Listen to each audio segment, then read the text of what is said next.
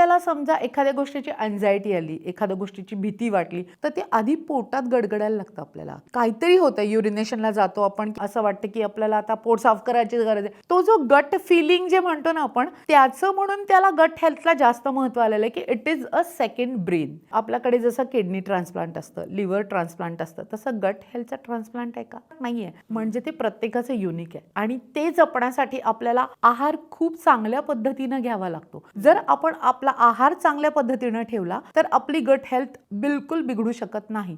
ज्यांच्या आहारात केक आहेत, पेस्ट्रीज आहेत, पास्ता आहे, पिझ्झा आहे, खूप शुगरी फूड आहे, चिप्स आहेत, जे पॅकेट मधून फोडून आपण खातोय त्याच्यामध्ये शुगर, स्वीट आणि फॅट याचं जर कॉम्बिनेशन असेल तर ते आपल्याला पूर्णपणे डॅमेज करत असतं. कारण त्याच्यामुळे जी सिस्टीम ऍक्टिव्हेट होते, डोपामिन सिस्टीम, त्याच्यामुळे आपण अजून जास्त खायला लागतो. त्याच प्रकारचं फूड खाल्लं तरच आपल्याला बरं वाटतं, अशी ही ब्रेनमध्ये केमिकल सिस्टीम डेव्हलप होते आणि त्याच्यामुळे आपली गट हेल्थ बिघडायला सुरुवात होते.